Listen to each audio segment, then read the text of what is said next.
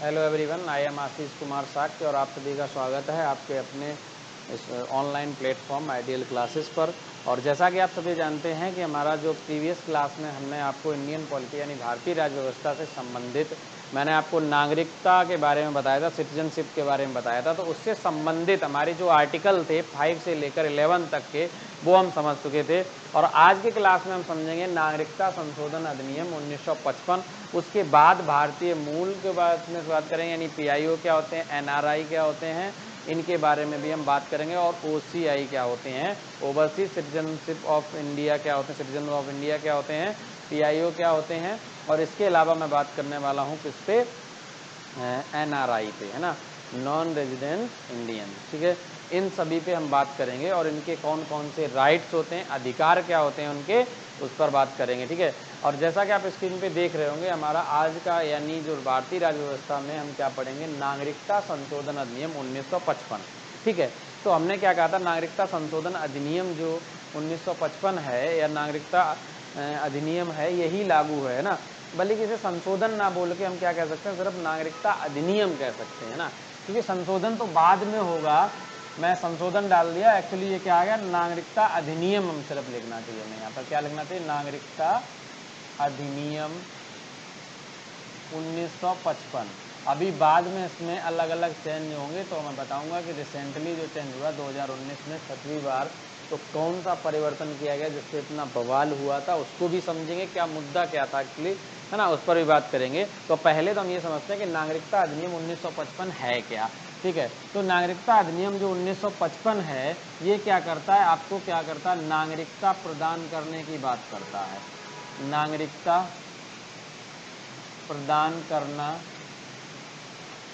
एवं उसको क्या करना, समाप्त करने की बात करता है, कि समाप्त कैसे की जाए, है ना, समाप्त करना, ये इसका मुख्य उद्देश्य है इस अधिनियम के द्वारा। यानी इसी अधिनियम के द्वारा जो है वो भारतीयों को क्या की जाती है, यानी यहाँ के निवासियों को नागरिकता दी जाती है और इसी के द्वारा समाप्त की जाती है। तो नागरिकता प्रदान कैसे की जाती है, इसके इसमें 5 प्रकार बताए गए। इसमें क्या है, इसमें नागरिकता प्रदान करने के जो 5 प्रकार हैं उनको समझना है। 5 तरीके हैं या 5 प्रकार कह लो या 5 तरीके कह लो। हम क्या कह रहे हैं कि नागरिकता प्राप्त करने, किसी व्यक्ति को अगर भारत का नागरिक बनना है, उसको इंडिया की सिटीजनशिप प्राप्त करना, सिटीजन बनना है, तो उसके 5 तरीके हैं। वो कौन कौन से 5 तरीके हैं, नंबर 1 है आपका, नंबर 1 है कि जन्म के आधार पर, या हम कह सकते हैं इन्हें वंश के आधार पर जिसे कहते हैं। ठीक है ना, पहला क्या है, जन्म से नागरिकता। पहली कौन सी है, जन्म से नागरिकता। ठीक है, जन्म से नागरिकता जो नंबर 1 है, इसको बात समझो। ये जन्म से नागरिकता से तात्पर्य क्या है, अगर हमारे जो माता पिता, जैसे हम हैं, तो हमारी जो नागरिकता है वो जन्म से नागरिकता है। कारण कि हमारे जो माता पिता हैं वो भारत में ही रह रहे हैं और भारत के नागरिक हैं, और हमारा जो जन्म हुआ है वो इंडिया में ही हुआ है। तो ऐसे केस में हम क्या होगा, जन्म से ही भारत के नागरिक कहलाएंगे। तो इस अधिनियम में ये प्रावधान किया गया कि जन्म से ही क्या होगा, भारत का नागरिकता प्रदान करने की बात करता, नंबर 1। दूसरा है वंश के आधार पर नागरिकता। नंबर 2 किसके आधार पर, वंश के आधार पर, वंश के आधार पर नागरिकता, वंश के आधार पर नागरिकता। देखो इसमें क्या होता है बेटा, ध्यान दो, सिंपल सी बात है ना दोस्तों, ध्यान दो। मैं कह रहा हूँ बेटा, वो आदत पड़ जाती है एक्चुअली, तो बुरा ना मानना, बेटा कह दिया, मैं बेटा नहीं कर रहा हूँ प्लीज, है ना।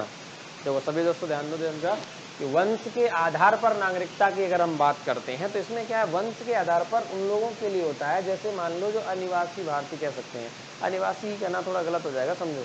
जैसे मान के चलो कुछ व्यक्ति हैं, मान के चलो मेरा जन्म कहीं और बाहर हुआ, भारत में नहीं हुआ, लेकिन हमारे माँ बाप यानी माता पिता में से कोई एक या दोनों, या दादा दादी या नाना नानी में से कोई भी अगर भारत के नागरिक हैं, तो इस आधार पर हमें क्या किया जाएगा, वंश के आधार पर नागरिकता जो है वो प्रदान की जाती है। तो ये होता वंश के आधार पर। तो हमने क्या बताया, इसमें 5 प्रकार हैं, है ना। 5 प्रकार में पहला है जन्म के आधार पर नागरिकता, दूसरा है वंश के आधार पर नागरिकता, और तीसरा आपका है नंबर 3 जो है वो है पंजीकरण द्वारा नागरिकता। पंजीकरण द्वारा नागरिकता। पंजीकरण द्वारा नागरिकता। ठीक है, पंजीकरण का मतलब होता है, सीधे सीधे बात करें तो रजिस्ट्रेशन की बात करता है, रजिस्ट्रेशन द्वारा नागरिकता मिलती है।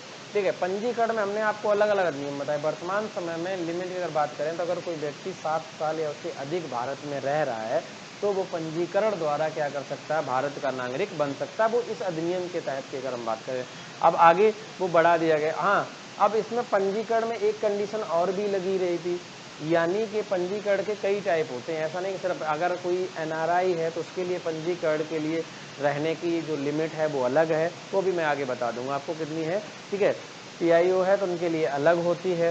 ठीक है, सभी के लिए अलग अलग है। पंजीकरण द्वारा क्या होता है, बेसिकली यदि आप किसी और देश के नागरिक हैं और अगर आप या मतलब पहले भारत के नागरिक नहीं है, अभी आपके माता पिता में से कोई एक भारतीय नागरिक हैं और वर्तमान समय में क्या रहे हैं, अगर आप भारत में निवास कर रहे हैं काफ़ी लंबे समय से, तो आप क्या कर सकते हैं, रजिस्ट्रेशन कराकर नागरिक भारत के बन सकते हैं। आपको डॉक्यूमेंट पेश करने होंगे, तो वो होता है पंजीकरण के द्वारा नागरिकता। यानी हम नागरिकता अधिनियम 1955 के जो आधार हैं, किस आधार पर नागरिकता दी जाती है और किस आधार पर नागरिकता छीनी जाती है, यानी समाप्त की जाती है, वो आधार बता रहा हूँ। तो 5 आधार हैं।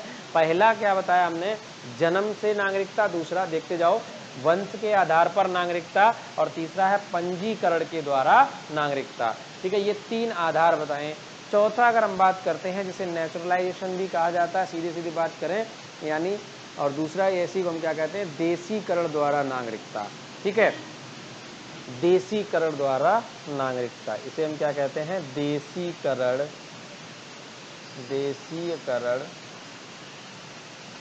द्वारा नागरिकता। देशीकरण द्वारा नागरिकता से तात्पर्य होता है, अगर आप किसी देश में यानी लंबे समय से निवास कर रहे हैं, मान लो भारत में आप क्या करें, बहुत लंबे समय से अगर निवास कर रहे हैं, तो क्या हो जाते हैं, आप भारत के नागरिक बन जाते हैं। तो ये देशीकरण व्यवस्था कहलाती है।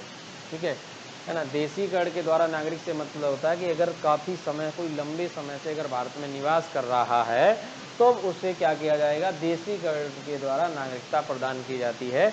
और अगला जो 5वां प्रकार है वो ये होता है कि अगर भारत, क्योंकि हमने बताया भारत क्या है, स्वतंत्र संपूर्ण प्रभुत्व संपन्न देश है, तो चूंकि ये संपूर्ण प्रभुत्व संपन्न देश है, तो ये किसी भी देश पे या क्षेत्र पर अधिग्रहण भी कर सकता है, कब्जा कर सकता है। तो अगर भारत किसी क्षेत्र को कब्जा में लेता है, अगर उस पर अधिग्रहण करता है, तो ऐसे केस में क्या होगा, वहाँ पर जो लोग रह रहे हैं तो वो नागरिक होंगे या नहीं होंगे, तो वो उन्हें भी तो डिसाइड करना पड़ेगा ना। ठीक है, तो वो भारत के नागरिक होंगे। अब अगर भारत ने किसी पे अधिग्रहण कर लिया है, अब उस क्षेत्र में जो भी वहाँ के निवासी होंगे तो उन्हें भी तो क्या करना पड़ेगा, नागरिकता देनी पड़ेगी। तो वो होती है आपकी अधिग्रहण के आधार पर, यानी क्षेत्र अधिग्रहण। क्षेत्र अधिग्रहण करने पर वहाँ के निवासी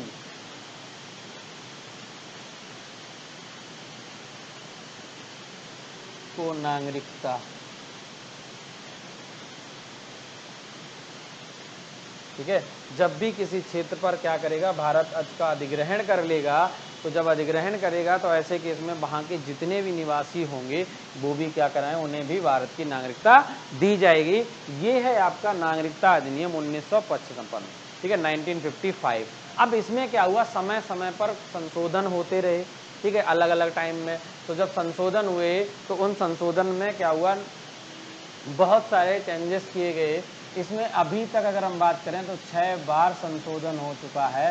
रिसेंटली जो संशोधन हुआ है वो 2019 में हुआ, जिसे CAA 2019 कहा जाता है। ठीक है, अब ये पॉइंट, अब उसको समझने से पहले देखो, नागरिकता संशोधन अधिनियम 2019 को समझने से पहले हम ये समझ लेते हैं कि नागरिकता समाप्त कैसे की जाती है। 1955 के अधिनियम के द्वारा समाप्त करने की कौन कौन सी प्रक्रियाएं हैं उनको समझ लेते हैं, और कैसे, है ना, समाप्त की जाती है। तो एक चीज़ समझो, अगर हम समाप्त करने की बात करें तो इसके अंदर अगर हम बात करते हैं, यानी कौन से, हम CA 1955 की बात कर रहे हैं। अभी CA 1955 के अंदर अगर हम नागरिकता को समाप्त करने की प्रक्रिया पे बात करते हैं तो उनके अंदर इसमें क्या है, कुछ धाराएं दी गई हैं। इसमें क्या है, 3 धाराएं दी गई हैं। वो धारा कौन कौन सी हैं? धाराएं हैं 8, 9 एवं 10। 8, 9 एवं 10। हमने कौन कौन धाराओं की बात करी? धाराएं जो हैं वो 8, 9, 10 जो हैं वो ये बताती हैं कि जो आपका सिटीजनशिप एक्ट है कौन सा 1955, उसके तहत ये बताया जाता है धारा 8, 9 एवं 10 के तहत कि किसको नागरिकता जो है वो किसकी छीनी जाएगी, यानी उसकी समाप्त कैसे की जाएगी। संसद किस आधार पर नागरिकता किसी की समाप्त करेगी। तो पहला इसमें क्या है, नंबर 1 है, 3 तरीके 3 बताइए धारा 8, 9, 10 में। तो पहला है नागरिकता का परित्याग करने पर। भाई अगर कोई व्यक्ति स्वयं ही क्या कर दे, अपनी नागरिकता को त्याग दे, ठीक है भाई, हो सकता है कोई व्यक्ति है जो नहीं रहना चाहता, भारत की नागरिकता को नहीं रखना चाहता है, तो वो अगर स्वतः ही भारत की नागरिकता को त्याग देता है तो पहली कंडीशन तो ये हो गई, ठीक है। अब देखते हैं दूसरी कंडीशन। भाई दूसरा क्या है? दूसरा है कि भाई किसी अन्य देश की नागरिकता ग्रहण करने पर, किसी अन्य देश की नागरिकता ग्रहण करने पर, किसी अन्य देश की नागरिकता ग्रहण करने पर, ठीक है।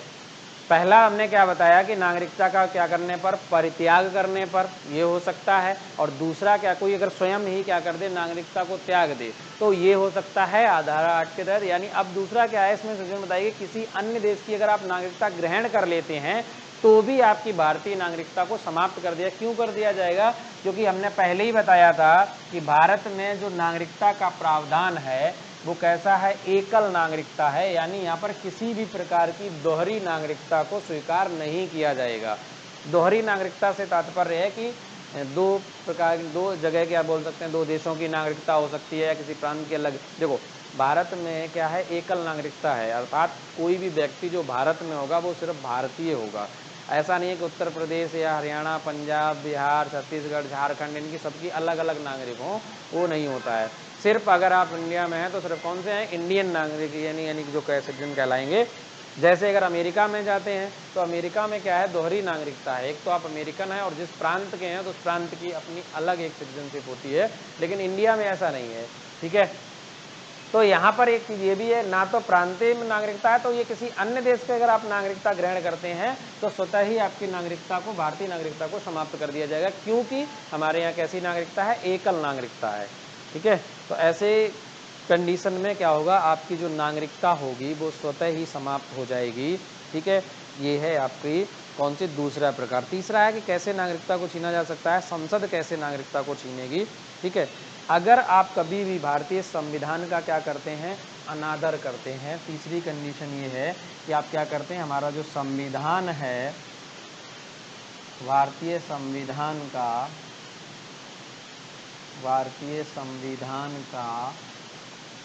क्या करें आप, अनादर करें, अर्थात उसका रिस्पेक्ट ना करें। अनादर करने पर, अनिष्ठा करने पर, उस पर निष्ठा ना रखने पर, अनिष्ठा करने पर, तो क्या किया जाएगा, आपकी नागरिकता को छीन लिया जाएगा। संसद आपकी नागरिकता को क्या कर सकती है, छीन सकती है। ये बात मैंने आपको पहले भी बताई थी। तो ये क्या करेगी, इसके द्वारा, यानी भारत सरकार आपकी नागरिकता को कब छीनेगी, ऐसा नहीं कि जब मन करे किसी की भी नागरिकता भारत सरकार छीन ले, संसद कानून पास करे और नागरिकता छीन ले, नहीं। तो इसकी कंडीशन है, अगर आप भारतीय संविधान का अनादर करते हैं, अनिष्ठा करते हैं, तब ही आपकी नागरिकता को छीना जा सकता है, अदरवाइज नहीं, ठीक है। ये 3 तरीके हैं कि नागरिकता को समाप्त करने के, ठीक है, ये 3 तरीके हैं। अब इनको नोट कर दो जल्दी से, उसके बाद फिर हम आगे चलते हैं और उन एक एक पॉइंट को समझते हैं। अब हम चलेंगे कि भाई अनिवासी भारतीय क्या होते हैं, NRI क्या होते हैं, और दूसरा PIO क्या होते हैं, ठीक है। जल्दी से नोट करो, फटाफट नोट करो, उसके बाद फिर हम आगे चलेंगे। नोट करने के बाद बता जरूर देना मैं।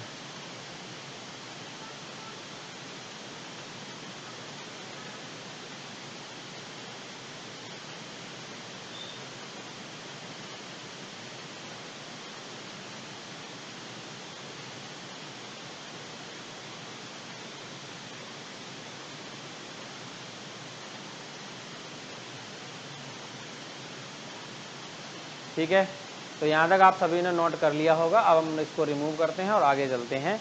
अब हम बात करेंगे कि NRI, PIO और OCI, इन तीनों पे बात करते हैं। ये क्या हैं, अलग अलग जो नागरिक हैं और इनके अधिकार क्या हैं, राइट्स क्या हैं, और वर्तमान समय में इनमें क्या डिफरेंसेस आए हैं, उस पर हम बात कर लेंगे। ठीक है, और बहुत ही इंपॉर्टेंट टॉपिक पे फिर चलेंगे, CAA 2019 पर। ठीक है,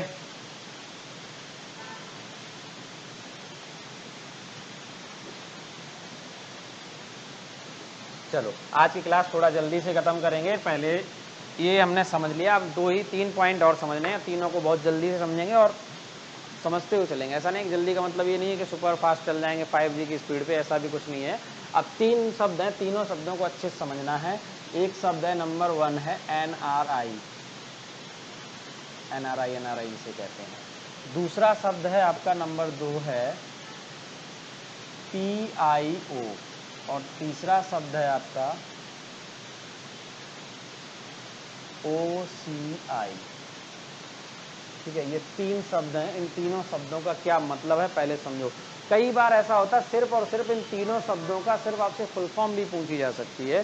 तो NRI का मतलब क्या होता है, इसका मतलब होता है नॉन रेजिडेंट इंडियन। ठीक है, अर्थात इसे हम क्या कहते हैं, अनिवासी भारतीय। ठीक है, अनिवासी भारतीय। अगर हम बात करें PIO की, तो PIO क्या होता है, पर्सन ऑफ इंडियन ओरिजिन। ठीक है, अर्थात इसे क्या कहते हैं हिंदी में, भारतीय मूल का व्यक्ति, भारतीय मूल का व्यक्ति, पर्सन ऑफ इंडियन ओरिजिन। ठीक है, OCI का मतलब क्या होता है, ओवरसीज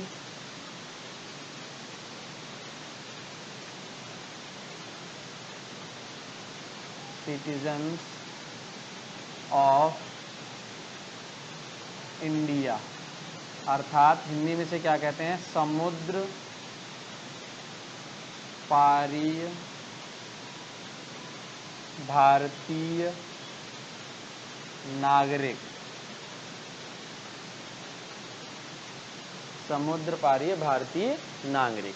3 शब्द हैं, तीनों का मैंने आपको पहले तो वो सिर्फ एक फुल फॉर्म बताया, फिर बताते हैं इनका मतलब क्या है और तीनों में क्या क्या डिफरेंसेस है। भाई 3 शब्द हैं तो तीनों शब्दों में कुछ ना कुछ तो ऐसा अंतर होगा ना, ऐसा थोड़ी कि बस उनका मन किया वर्ड बनाने का। और वर्तमान समय में क्या ये अंतर अभी भी है या समाप्त कर दिया गया है ना, तो कुछ डिफरेंसेस आए और कब किया गया वो भी हम समझेंगे कि वर्तमान समय में कुछ इनमें सुधार किया गया और वो क्या है सुधार, वो उसको भी समझेंगे। और अभी हमने बताया भी आपको कि CA जो 2000 हमने क्या बताया, CA 1955 है, इसमें कितनी बार संशोधन किया जा चुका है, इसमें 6 बार संशोधन किया जा चुका है।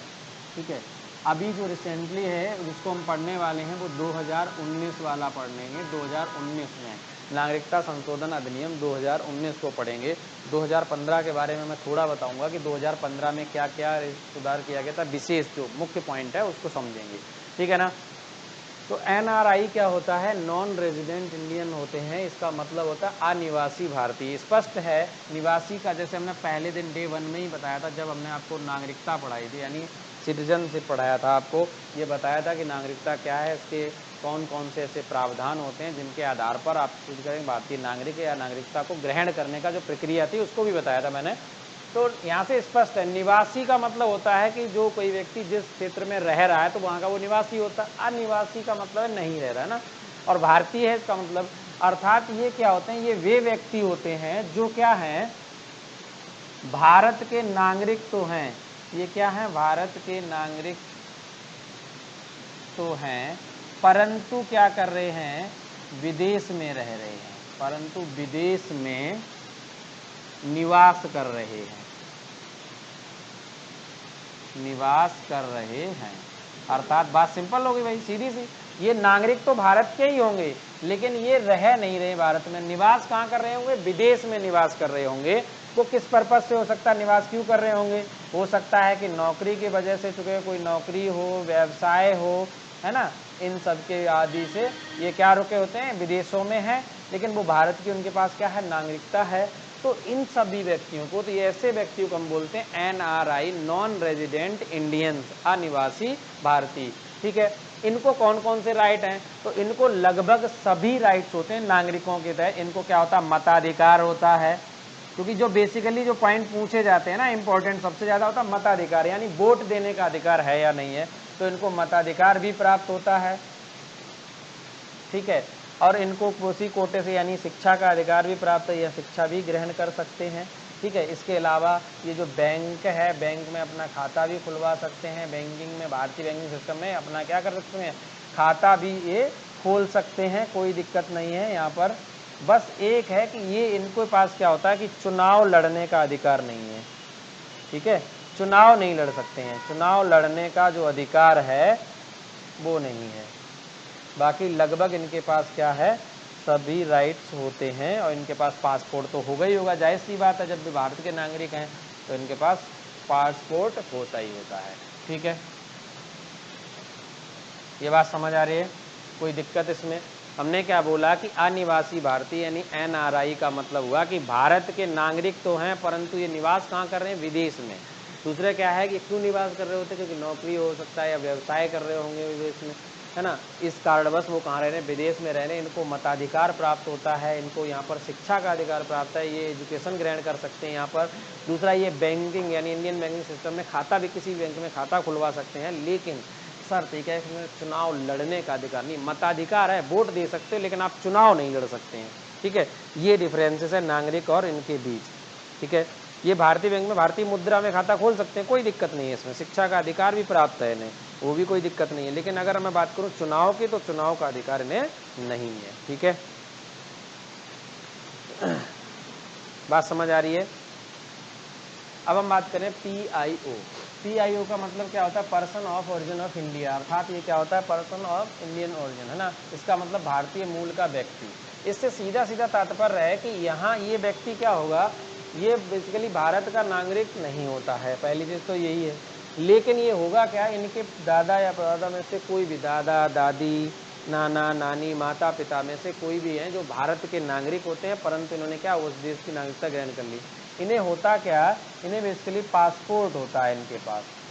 जो PIO होते हैं इनके पास क्या होता है, पासपोर्ट होता है, और ये पासपोर्ट कैसा होता है, आजीवन पासपोर्ट होता है।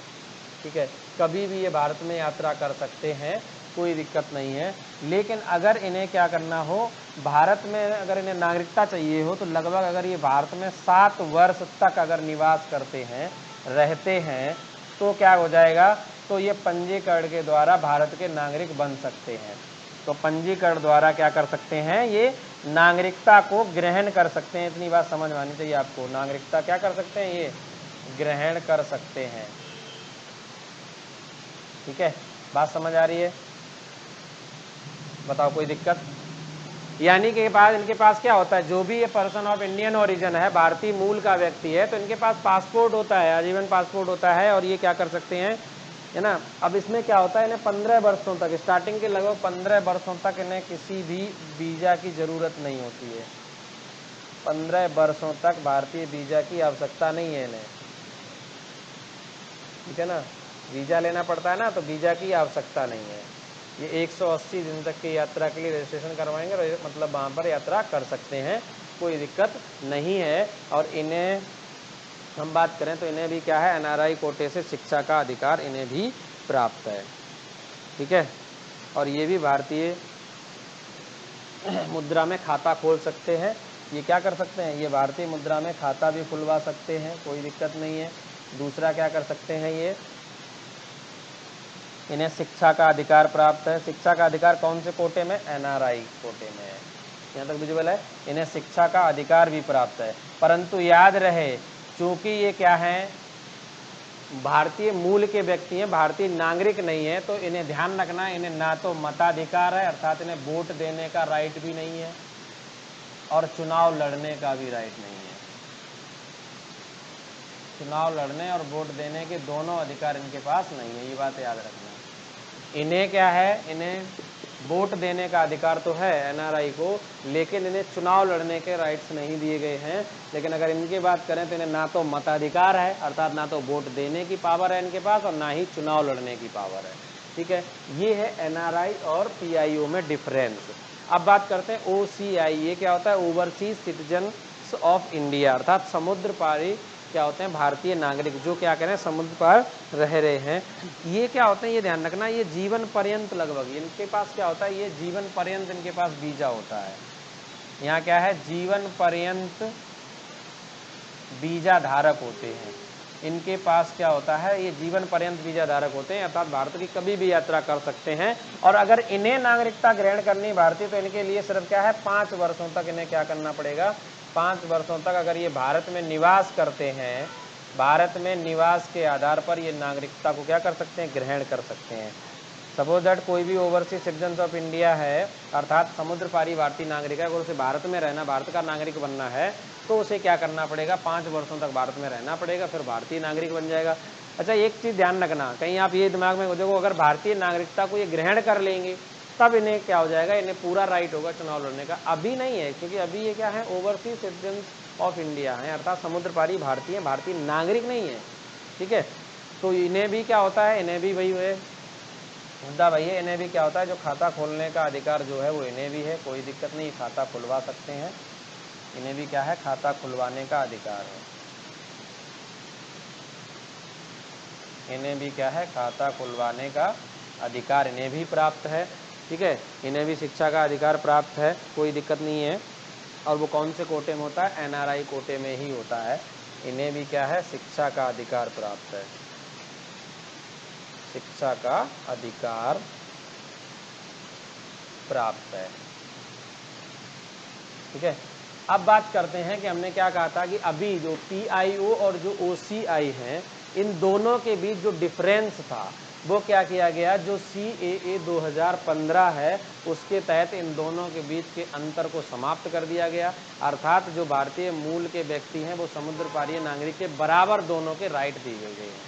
ठीक है, इसमें जो अंतर था, जो अंतर आ रहा था 7 वर्ष का या जो भी था, दोनों लगभग एक समान है, कोई अंतर नहीं है इनके बीच। ठीक है, कब किया गया? हमने क्या कहा? सीएए 2015 के तहत। यहाँ पे एक पॉइंट आप नोट कर सकते हैं, इन दोनों में पीआईओ में और ओसीआई के बीच जो अंतर था, इन दोनों के अंतर को क्या कर दिया गया? नोट करके आप लिख सकते हैं, NOTE नोट। क्या किया गया? सीएए 2015, मतलब समझ पा रहे हैं? सिटीजनशिप अमेंडमेंट एक्ट, नागरिकता संशोधन अधिनियम 2015 के द्वारा क्या किया गया? के द्वारा पीआईओ एवं क्या है? ओसीआई के बीच अंतर समाप्त कर दिया गया। इनके बीच जो अंतर था, जो गैप था, उसको क्या कर दिया गया? अंतर को समाप्त कर दिया गया, अंतर को समाप्त कर दिया गया। ठीक है, इतनी बात क्लियर हो गई। इनके बीच जो भी अंतर था उसको समाप्त कर दिया गया, किसके द्वारा? ये किया गया आपके सीएए 2015 के द्वारा। ठीक है, बात क्लियर है? यहाँ तक किसी को कोई भी डाउट नहीं होनी चाहिए, और आप लोग इन पॉइंट को नोट कर लो, एक एक पॉइंट नोट करते हुए चलेंगे ताकि कहीं भी किसी भी तरह की कोई भी दिक्कत ना हो। लगभग आज की क्लास में मैंने बिल्कुल साफ राइटिंग लिखा, जितना बेहतर हो सकता है उतना लिखने की कोशिश की है। अब अगर इससे बढ़िया चाहिए तो ये मेरे पास इतनी फैसिलिटी नहीं है कि हाँ इतना भी बेहतर राइटिंग जितना था उतना मैंने आपको लिख के दिया। ठीक है, और इतने में कोई दिक्कत नहीं है, आराम से आप पढ़ सकते, वरना ऐसे राइटिंग मिलते हैं अपने पीटा मार घसीटा हो जाता है, तो है ना, तो काफ़ी वरना बढ़िया है। और आप इसको नोट करो जल्दी से। हाँ, राइटिंग तो मेरा वैसे भी अच्छा ही है, वो अलग बात है कि मैं लिखता जल्दी जल्दी हूँ स्पीड में, तो घसीट देता हूँ। अब आप मुझे नहीं पता ना कि आप इतने छोटे बच्चे हो, तो इसलिए मैं जल्दी जल्दी लिखता, वरना मैं तो इसलिए सोचता हूँ कि हाँ भाई आप पहले से ग्रेजुएट हैं, तो आप जब भी राइटिंग थोड़ा फास्ट लिखेंगे तो भी आप समझ लेंगे और थोड़ा तेरे से समझ जाएंगे। चलिए, तो आज की क्लास में बस इतना ही। आज की क्लास में हमने समझा क्या है? एक तो नागरिकता अधिनियम 1955 को समझ लिया, उसके अलावा जो एनआरआई, पीआईओ और ओसीआई के बीच जो गैप था उसको समझा, कौन कौन से उनके पास अधिकार थे, किसके पास कौन से राइट्स हैं, कौन से राइट्स नहीं हैं। ये आपके बहुत काम आएंगे, ये पीसीएस एग्ज़ाम में बहुत ज़्यादा काम आएंगे, क्योंकि पीसीएस एग्ज़ाम में जब भी क्वेश्चन बनता है तब सिर्फ ऐसे नहीं बनता, वहाँ पे एक वन लाइनर क्वेश्चन नहीं पूछा जाता। ये जो अंतर होता है दोनों के बीच, कहाँ 15 वर्ष का बात कर रहा है, कहाँ आजीवन वीज़ा की बात कर रहा है, जीवन पर्यंत, कब इस गैप को समाप्त किया गया, तो वहाँ स्टेटमेंट देता वो 3-4 सीधे सीधे, और उन स्टेटमेंट में से कई भी स्टेटमेंट रॉन्ग और राइट हो सकते हैं, तो वो कराता है। तो वहाँ पर आपको दिमाग लगाना पड़ेगा, ये एक एक पॉइंट को बारीकी से समझना पड़ेगा।